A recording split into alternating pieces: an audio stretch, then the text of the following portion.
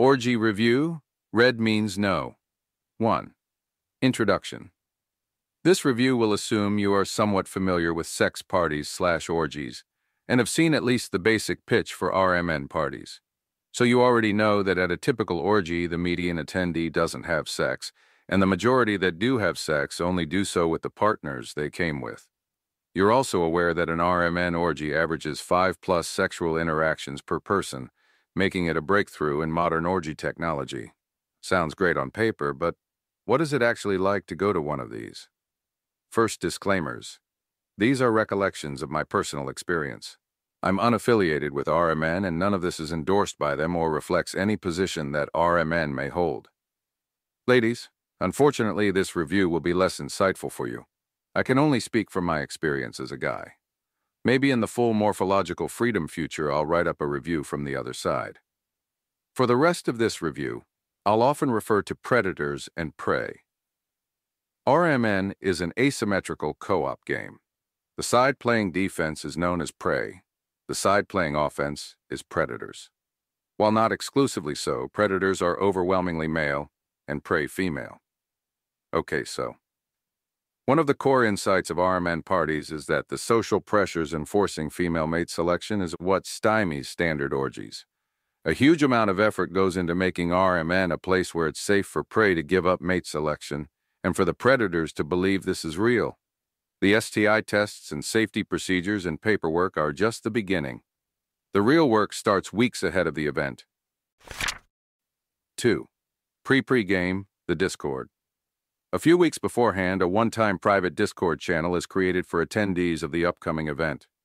This allows for logistics coordination, but more importantly, it is an opportunity for the predators and prey to flirt, joke, and taunt each other. Veteran members may exchange war stories. Some prey will share excited anticipation or what they're hoping for.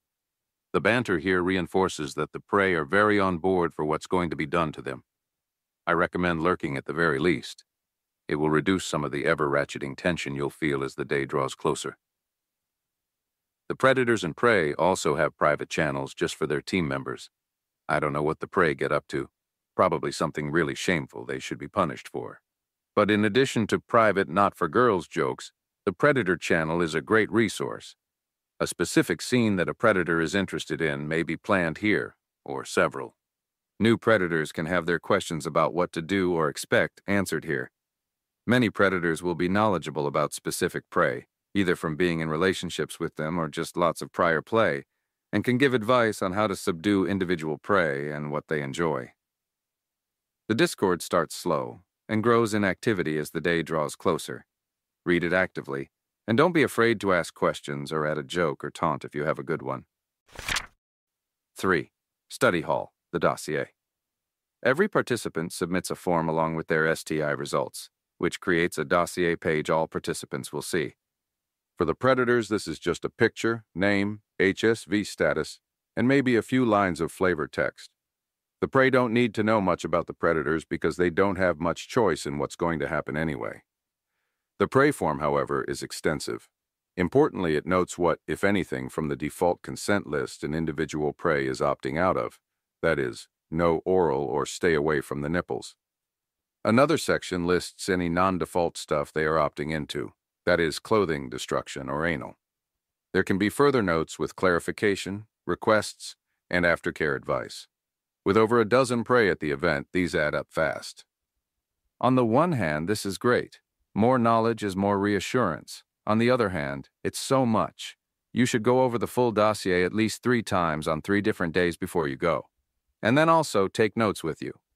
Because once you are at the event and there's tits everywhere and asses in the air, it's hard to remember just what's in and what's out. There are 2 major saving graces here. The first is that participants wear badges on their person that list vital info, including opt-outs and opt-ins.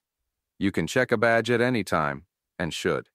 The second is that the default opt-in list allows for a really fantastic time. It's not too much work to identify the prey that have opted out of the default acts you're into and memorizing that, because it still leaves you with so much to do. Then, if you want to do more intense scenes or specific acts, you can find a prey in the dossier that matches those desires and plan to go after them. In between those scenes, you can fall back on standard forced oral/PIV with whoever, again, accepting the opt-outs you memorized and/or double-checking badges. Tracking the prey's opt-outs is your job. If you go to more than one party, this gets easier as you get to know people. Admittedly, that doesn't help you your first time. Take notes. It's worth it. 4. Pre-game, the mixer. The evening before the event, there's an open mixer at a local pub. Just gather and chat. Maybe have a drink. I very highly recommend going. It really gives you a vibe for the prey and a sense for who your subconscious is drawn towards. Pictures and text are one thing, but there's nothing like being next to someone and feeling how your body reacts to their presence. Also, crucially, it really hammers home that these ladies absolutely do want this to happen to them. Despite the forums and the Discord, nothing is half as convincing as a laughing woman thrumming with excitement across from you. It'll probably facilitate at least one scene for you the next day. Making a human contact with tomorrow's prey significantly lessens the terror inherent to walking into an orgy group as the new guy. Speaking of being the new guy, chat to the guys at the mixer as well. These will be your brothers in arms. Some of the prey struggle a lot, more on this later, and require more than one predator to take down and hold still enough to fuck. Get to know some of the dudes here and build goodwill. Everyone wants this to succeed, and you're a part of that team. It works better if you've already exchanged some words and taken just a bit of each other's measure. The mixer also allows you to put faces to names in a much more solid way than the dossier. Seriously, don't miss it if you have any say in the matter. Get an early flight if you have to. 5. Day of entrance. Don't be even slightly late. Seriously. Make sure you are familiar with the default consents and responsibilities. Review the dossier one last time. 6. Opening ceremonies. Who goes there? And on trust. Usually the prey sequester in the 45 minutes before the official event kickoff to primp and prepare. All the predators mingle while we wait as an occasional prey flitters through in half undress. What kind of people come to these things, you may ask? At a recent RMN where the costume theme was religious cult-inspired, one member attended with a small wood crucifix he'd found lying on the street the day before. As we waited for the prey to finish their costuming makeup, he told the tale of its acquisition and the serendipity of finding such an authentic costume accessory just in time. This started a conversation on whether this would violate the original owner's preferences, and if that mattered, and what their meta-preferences would be when considering that they believe in an omniscient God that had presumably guided the crucifix to be in exactly the right spot to end up here, and whether speculating on the meta-preferences of a stranger was too self-serving and could be turned on us in the reverse case. So basically, huge nerds. If you're familiar with kink, this isn't a surprise. A large majority of attendees are nerdy and overly analytic, and all of them are quite friendly. These are people I would want to hang out with even if we weren't about to bang a bunch of ladies for several hours. When the prey are ready, they return as a solid group, and they may put on a small production to get everyone's attention. Then we all sit down for opening circle. At this point, the responsibilities and default consents are gone over again. The default safe word gesture is reiterated. Everyone then practices ignoring someone's no for a while and then desisting immediately upon hearing red. Then we do it again. In addition to reminding everyone again that red means no, it builds some trust that the prey will indeed say red when they want something to stop. Because ultimately, trust is what this entire thing runs on. Of course, the prey have to have a lot of trust in the predators. But as I said near the top, I can't speak much of the prey experience. As a guy, though, not crossing a woman's boundaries is one of the most important lessons society drills into you. Making sure she's happy about everything that happens is your most important job. And messing that up can mean anything from a reputation that damages every interaction and opportunity you'll encounter for years to permanent exile from everyone you know and care about. There are deep layers of behaviors learned to navigate this, and RMN asks you to just suspend many of them for the course of a night. This can't be done. For example, the room where the prey prepare in the minutes leading up to the event is part of the play zone once the party starts. Prey can, and sometimes are, dragged into this room to be ravaged. But on one occasion, a few prey were hanging out in the room chatting. A predator turned the corner, saw them inside, and said, "Oops, sorry," and left. The prey found this funny in the context of the party. One doesn't apologize for walking in on prey at an RMN party. But the predator had simply had his woman's sacred space detector triggered and reacted instinctively. Seeing several women chatting in a semi-private area in what had been the place they'd all gathered to dress and put on makeup beforehand is as perfect a pattern match to sacred woman area as you can get short of a sign on the door. Not only is the reaction instinctive, but overriding that instinct may not be possible for his autonomous system. You can walk into the room and grab someone's ass or pull them to the bed, but you can't make your dick get hard when it's telling you to GTFO. That takes trust. So the constant reiteration that the women really do want this, and if there is ever anything happening to them that they don't want to be happening, they'll speak up and stop it, is incredibly important.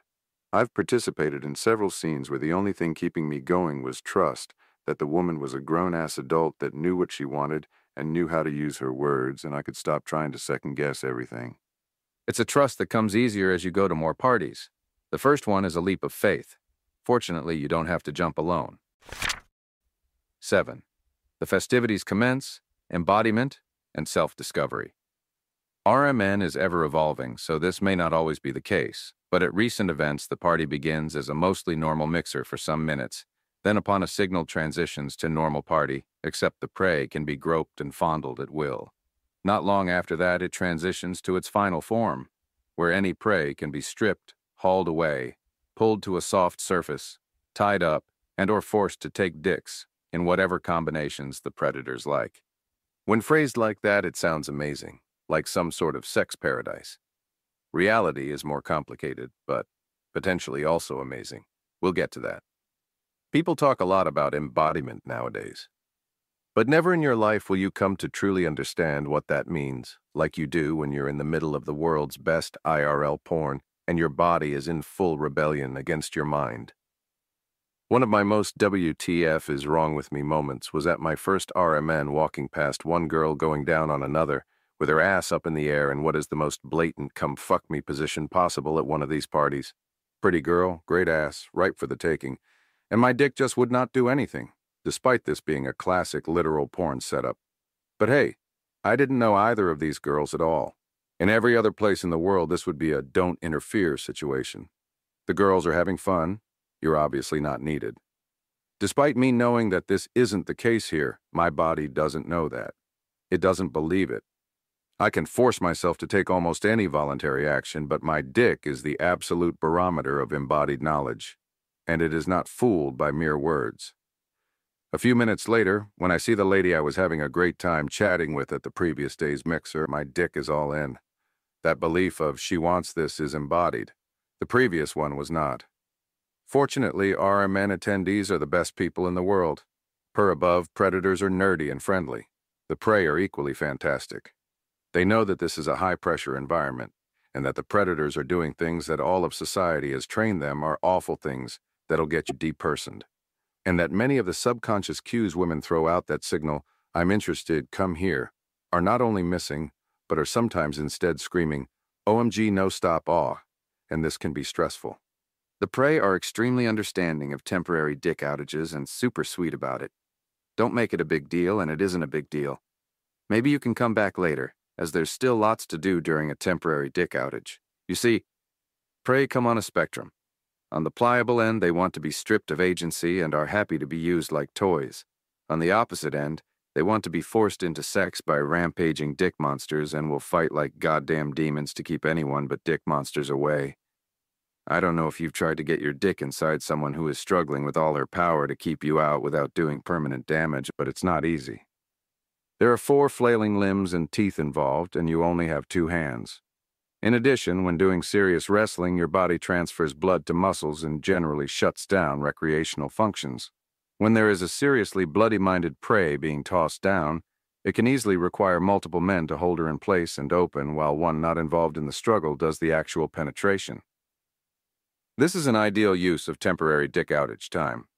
You are helping to fulfill the fantasies of prey, and you don't even need to be hard to do it. At the same time, you're participating in a team sport with other guys. It is surprisingly bonding to coordinate wrestling activities with your buds in pursuit of multiple railings on a target. You get to watch them being violated and feel them writhing as they're pounded.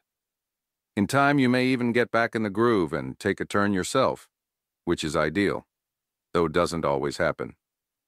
Even when it doesn't, it's fun to participate, and depending on the scene, you may all get to hang for a while afterwards and chat and bond a bit. As you join in scenes or move from room to room, try to let your body take the lead.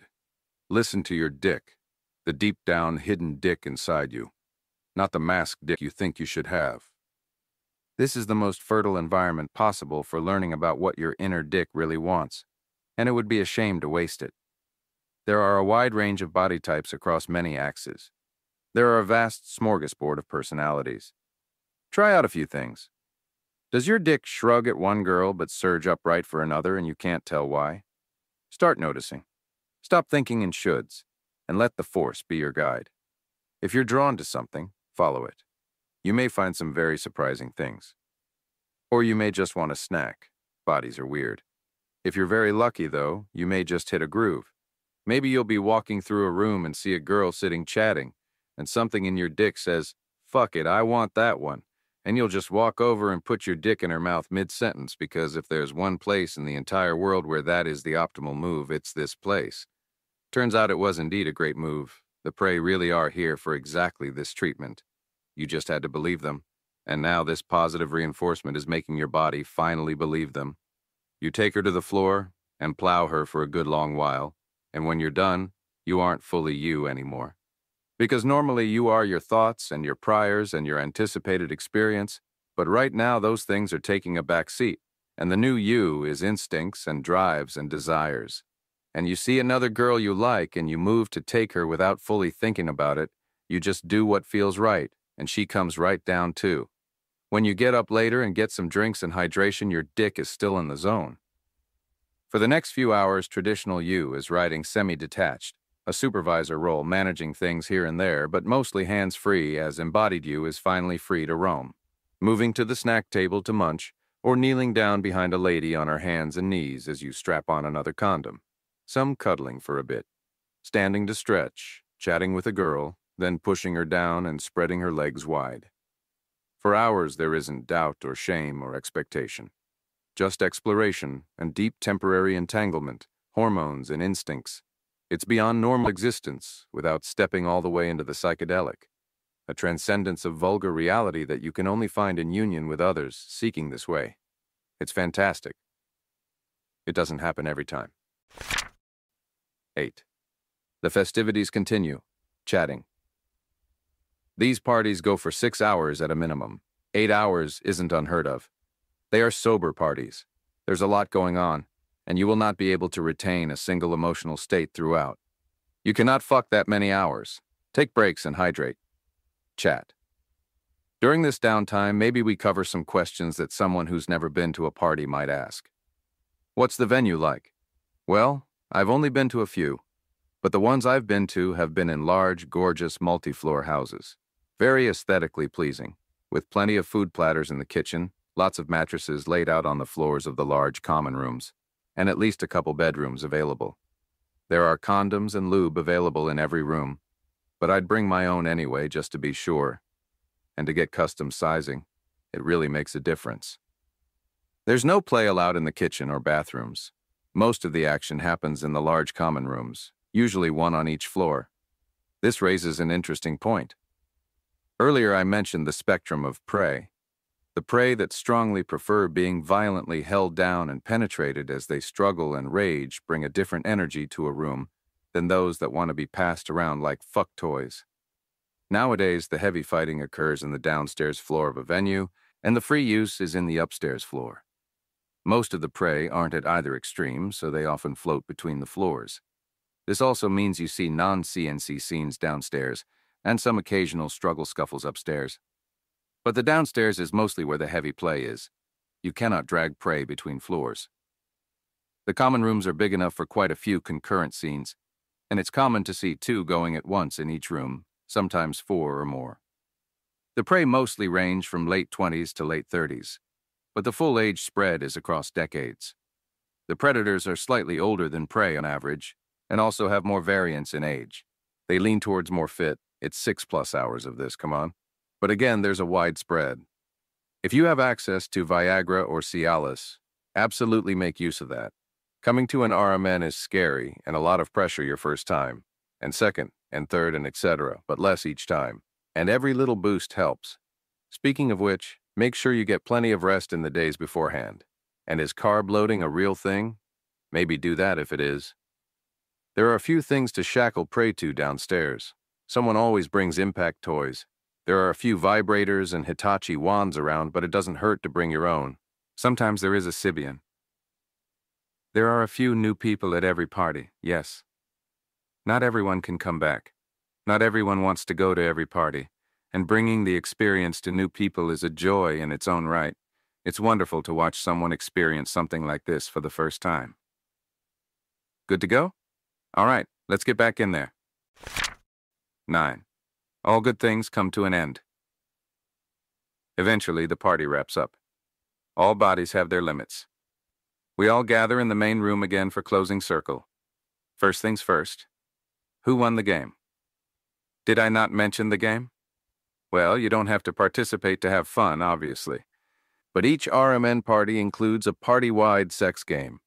The predators can score points by sexing prey of multiple randomly distributed classes, which encourages play with more prey and gives excuses or motivation to go further afield than one might otherwise.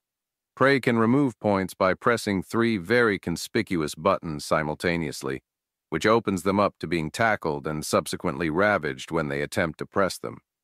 If the predators get to a certain point total, they win. Otherwise, the prey win. Winning side gets cupcakes and eternal glory. It's fun and a great way to cap the event. Then we wind down by spontaneous sharing any highlights, thanking the organizers, taking a group photo, if you want. Plenty of people opt to not be in the photo, and all finding our clothes and making our way out. Some folks will stay a little bit and chat to unwind. It's easier to chat when the pressure's off. The event is over and it went well and everyone is a little bit high on the endorphins. You will almost certainly make some friends. It would be hard not to, after something like this. The organizers send out a survey after the party and an eternal quest to know more things and make the next party better. Like I said, these parties attract the best people in the world. The organizers are the reason for this, and they never stop proving it. The Discord stays active for a couple weeks after, so people can chat about the night and remain in contact for a while longer. Going cold turkey after something like this would be cruel. Stories are exchanged, and sometimes contact info as people vow to remain in touch. More than a few dates have blossomed in the wake of RMN parties, and several have continued on into longer relationships. The platonic friendships that are born of these aren't to be ignored either. Creating a shared experience as extraordinary as this one will forge interesting bonds with your fellows. The most fascinating part is seeing which ones you feel closest to afterwards, and then trying to figure out exactly why. Is it all hormones? Subconscious vibes? Something your inner bro picked up on that isn't legible to your verbal mind?